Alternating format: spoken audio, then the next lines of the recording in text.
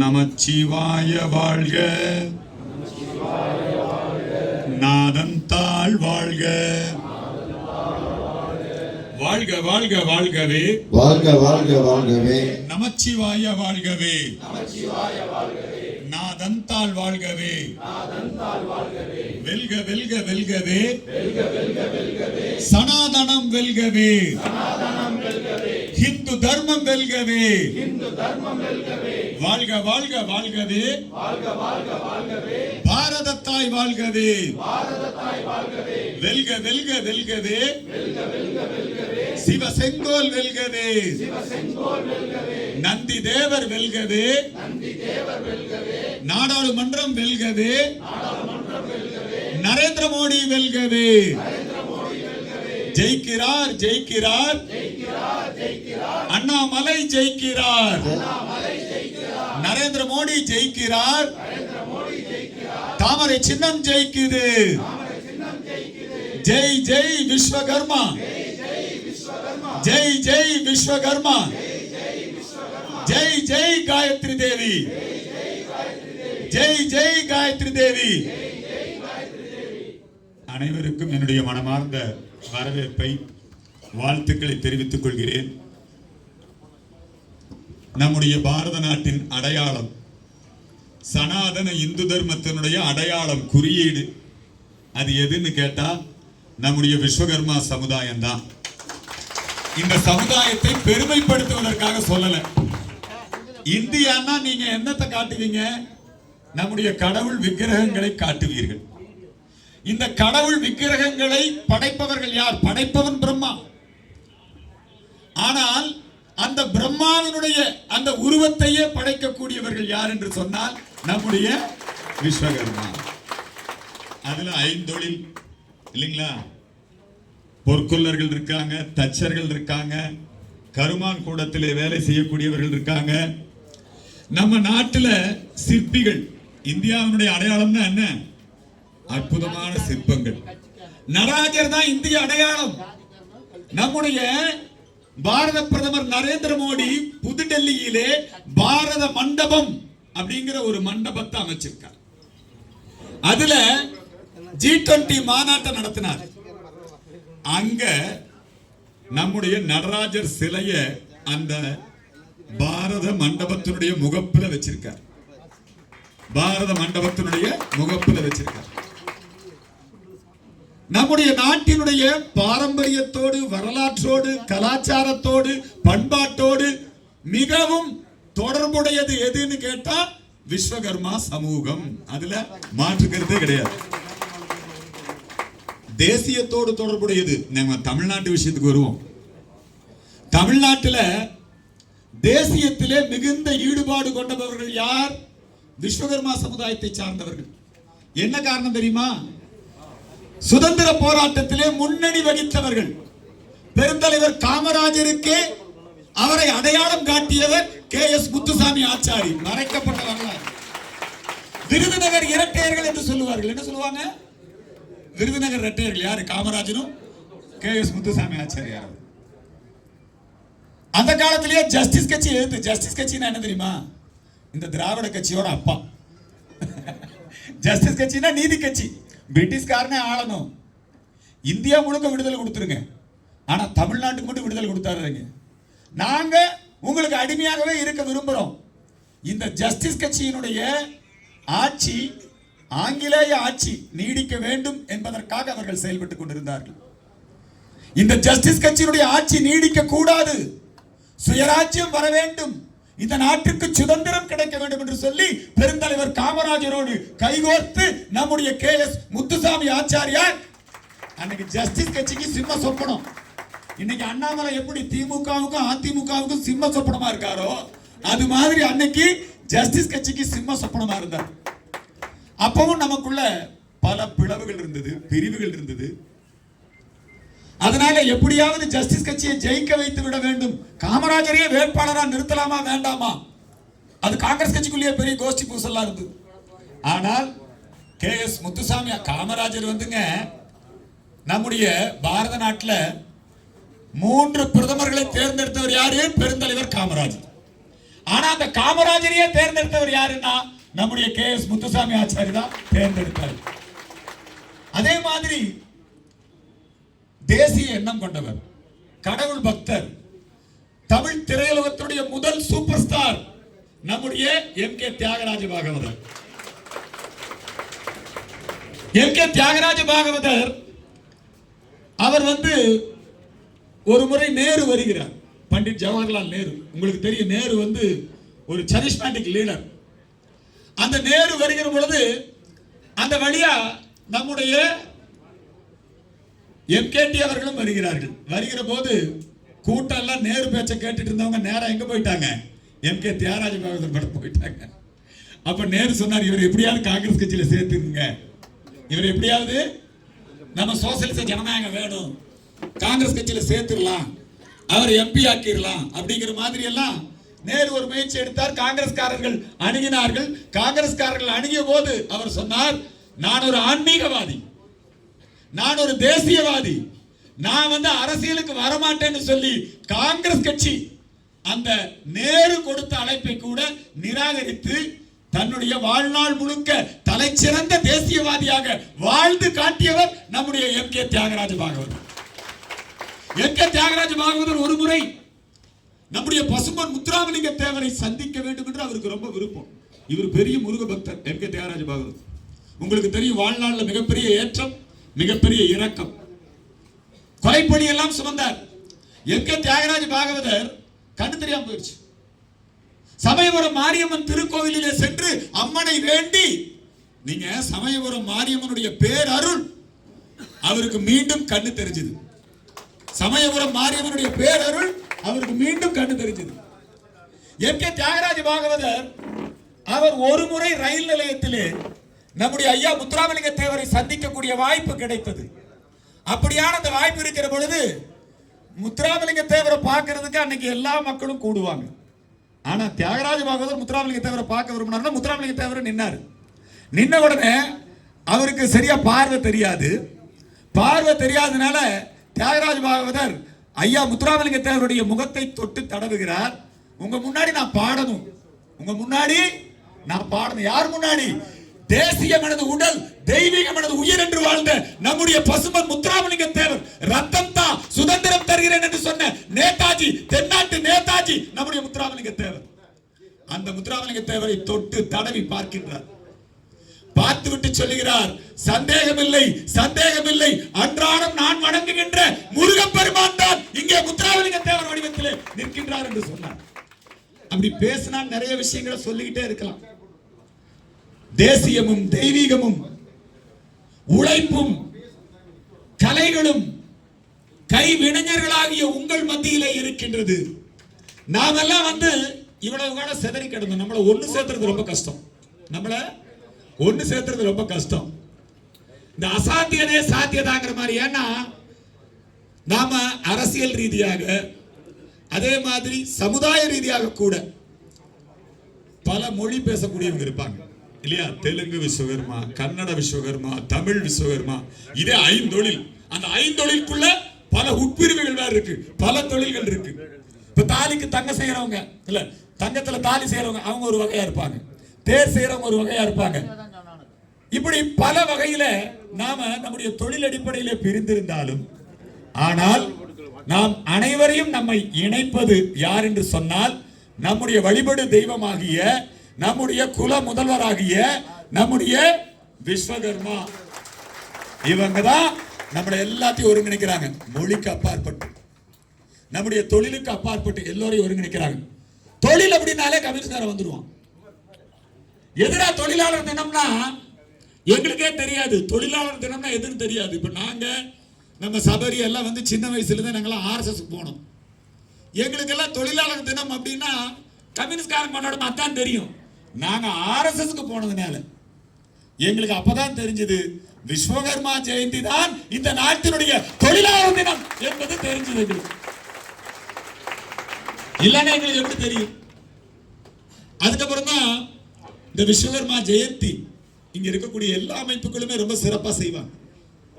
இப்ப நாங்கெல்லாம் எங்க தெரு அல்லது இந்த பகுதி அப்ப மேற்கு தொகுதி, இப்ப தெற்கு தொகுதி இல்லைங்களா? இங்க வந்து எல்லாம் எங்களுடைய தொப்புள் கொடி உறவுகள், எங்களுடைய ஊனோடும் உயிரோடும் கலந்தவர்கள் யார் என்று கேட்டால் இந்த விஸ்வகர்மா சமுதாயத்தை சார்ந்தவர்கள். இந்த இந்து அமைப்புகள் எல்லாம் யார் வளர்த்தனா? எல்லாம் இங்க இருக்கக்கூடிய நீங்க தான்.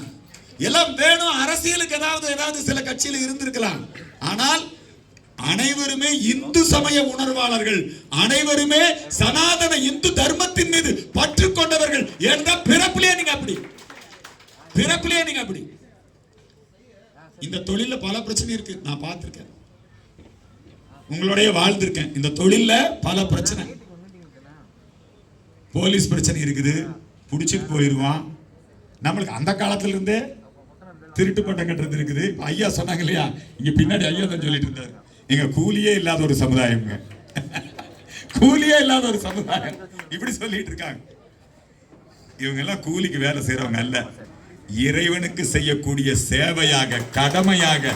இதெல்லாம் பூஜை, இதெல்லாம் பூஜை.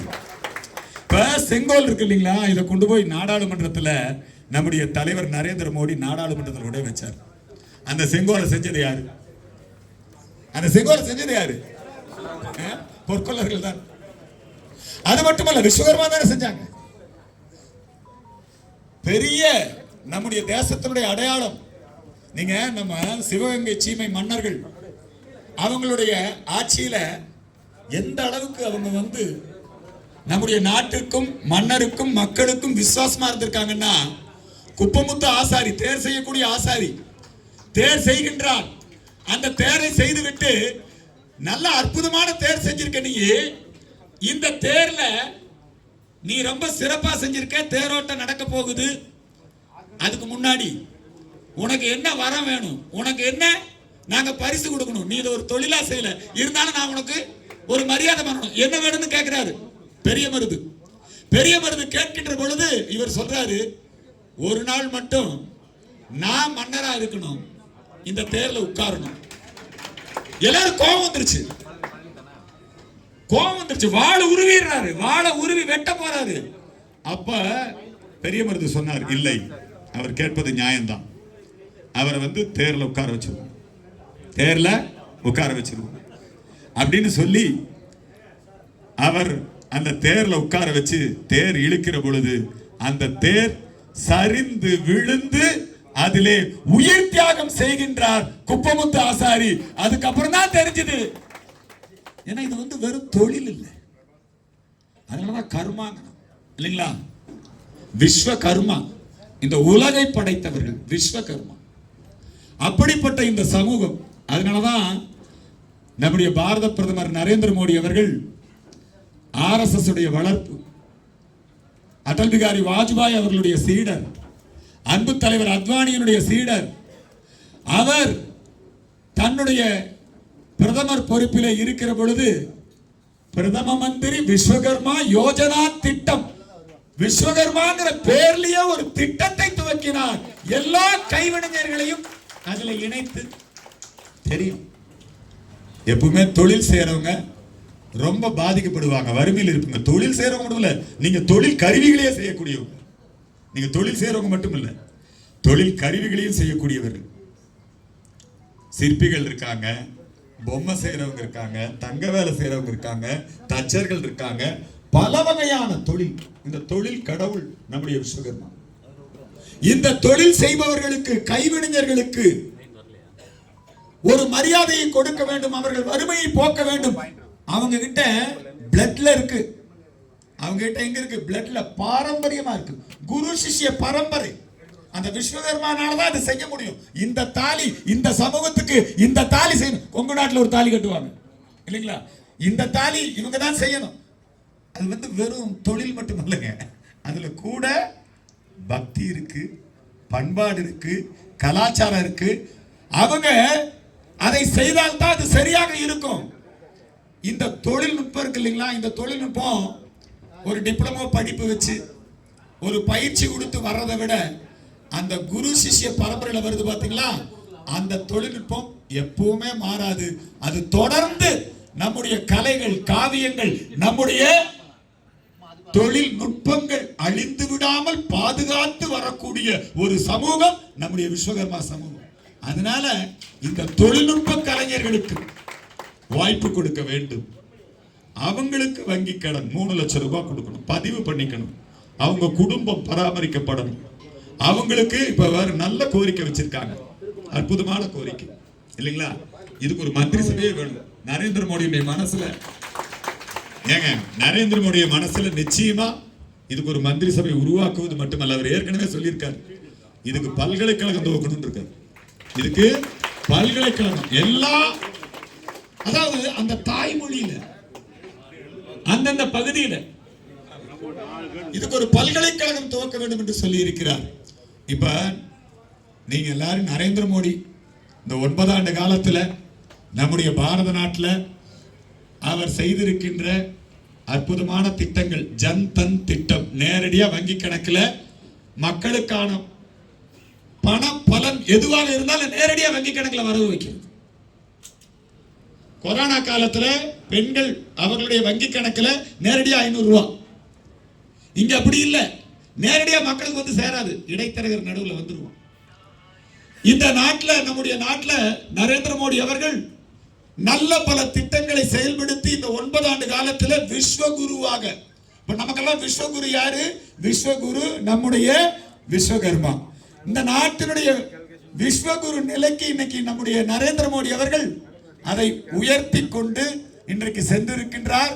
நம்முடைய நரேந்திர மோடி அவர்கள் இவ்வளவு பெரிய சாதனையை செஞ்சிருக்காருன்னா, தமிழ்நாட்டில் இது காலூனிடக்கூடாது, தமிழ்நாட்டில் இந்த திட்டம் வந்துடக்கூடாது. பிரதம மந்திரி இந்த விஸ்வகர்மா யோஜனா திட்டம் அமல்படுத்தின உடனே டக்குன்னு இந்த திமுக அரசாங்கம் அந்த திட்டம் மக்கள் கிட்ட போய் சேராம இருக்கிறதுக்கு என்னெல்லாம் பண்ண முடியுமோ, எப்படியெல்லாம் தடுக்க முடியுமோ அப்படி எல்லா விதமான சதி வேலைகளையும் செய்து தடுக்க முயற்சிக்கின்றார்கள். எந்த நல்ல திட்டத்தையும் தமிழ்நாட்டுக்குள்ள விட மாட்டான். ஆனால் அந்த நல்ல திட்டங்களை தமிழ்நாட்டிலே பிரதமர் மோடியினுடைய திட்டங்களை கொண்டு வந்து சேர்க்க வேண்டும் அப்படிங்கறதுக்காகத்தான் தென்னாட்டு மோடி, தமிழ்நாட்டு மோடி, நம்முடைய அண்ணாமலை அவர்கள் இன்றைக்கு எண்மக்கள் யாத்திரை மூலமாக இல்லந்தோறும் மோடியின் திட்டங்கள், உள்ளந்தோறும் தாமரை. 234 தொகுதிக்கும் எந்த கட்சி தலைவர் போயிருக்காங்க நீங்க சொல்லுங்க? எந்த கட்சி தலைவர் போயிருக்காங்க? நேரடியாக சென்று மக்களை சந்தித்து இன்றைக்கு மக்களுடைய பிரச்சனைகளை புரிந்து கொண்டு, பானை செய்பவர்களாக இருக்கலாம், பொற்கொள்ளர்களாக இருக்கலாம், பனைமரம் ஏறக்கூடியவர்களாக இருக்கலாம், அவர்களோடெல்லாம் சென்று பேசி அந்த பிரச்சனைகளை எல்லாம் உள்வாங்கி எந்த வகையிலெல்லாம் அவர்களுக்கு உதவ முடியும்.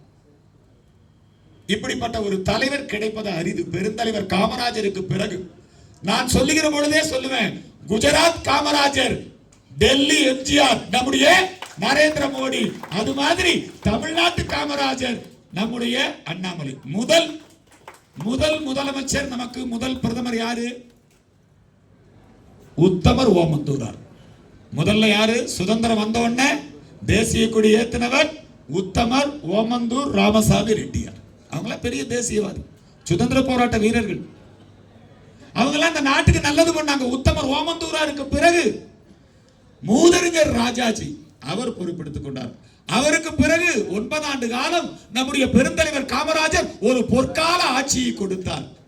பெருந்தலைவர் காமராஜருக்கு பிறகு பக்தவச்சலம் அவர்கள், அதுக்கப்புறம் 67ல இவங்க வந்துட்டாங்க. யாருங்க? திராவிட இயக்கங்கள்.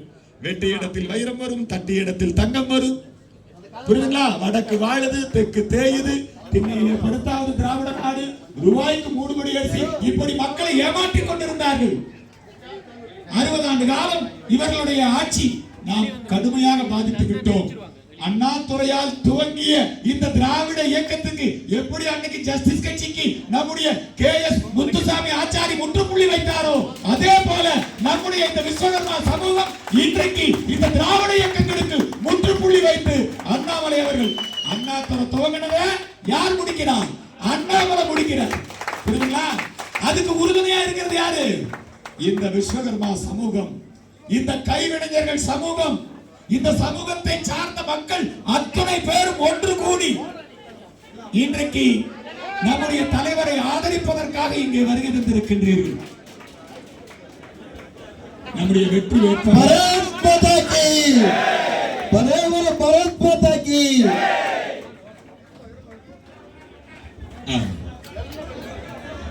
நம்முடைய வெற்றி வேட்பாளர் பிரதம மந்திரி. எல்லாரும் உட்கார்ல. எல்லாம் கொஞ்சம் தயவு செய்து அமருங்கள். அப்படி இருக்கையில் அமருங்கள். தயவு செய்து எல்லாம் இருக்கையில் அமருங்கள். இங்க இருக்கிற எல்லாரும் சேர்ந்து நம்முடைய பிரதம மந்திரி, நம்முடைய கைவினைஞர்களுக்காக பிரதம மந்திரி விஸ்வகர்மா அப்படிங்கிற பெயர்ல ஆவாஸ் திட்டம் கொடுத்தாரு. பிரதம மந்திரியினுடைய அந்த திட்டத்தை இந்த தமிழ்நாட்டிலே இந்த மக்களுக்கு சென்று சேராமல் இந்த தமிழக அரசாங்கம் தடுத்துக் கொண்டிருக்கிறது. அந்த தடையை நீக்க வேண்டும். தென்னாட்டு மோடியாக இருக்கக்கூடிய நம்முடைய அண்ணாமலை அவர்கள் அந்த தடையை நீக்கி விஸ்வகர்மா சமுதாயத்தினுடைய முன்னேற்றத்திற்காக இப்பொழுது உங்களை எல்லாம் சந்தித்து உங்களுடைய கோரிக்கை எல்லாம் கேட்டு அதனையும் தாண்டி உங்களில் ஒருவராக இருந்து உங்களோடு பேசுவதற்காக வருகை தந்திருக்கிறார். இந்த இவ்வளவு பெரிய விஸ்வகர்மா சமூகத்தை ஒன்று சேர்த்துவது என்பது ஒரு பெரிய பிரம்ம பிரயத்தனம் தான். நம்முடைய சுவாமிஜி அவர்கள், நம்முடைய கிரீஷ் அவர்கள், இங்கே வந்திருக்கக்கூடிய நம்முடைய மாநில செயலாளர், இவங்க எல்லாம் சேர்ந்து இன்னைக்கு எல்லாரையும் ஒரே மேடையில ஒன்றுபடுத்தவே முடியாதுன்னு நினைக்கக்கூடிய இந்த விஸ்வகர்மா சமுதாயத்தை இன்றைக்கு ஒன்றுபடுத்தி இருக்கிறார்கள். அந்த ஒற்றுமையின் பலம் நிச்சயமாக நம்முடைய அண்ணாமலை அவர்களை இந்த இந்தியாவிலேயே அதிக ஓட்டு வித்தியாசத்திலே தாவர சின்னத்திலே வெற்றி பெற செய்யும் என்று தெரிவித்துக் கொண்டு இப்பொழுது நம்முடைய சபரிகிரி அவர்கள் இப்பொழுது இங்கே வரவேற்புரை நிகழ்த்துவார்.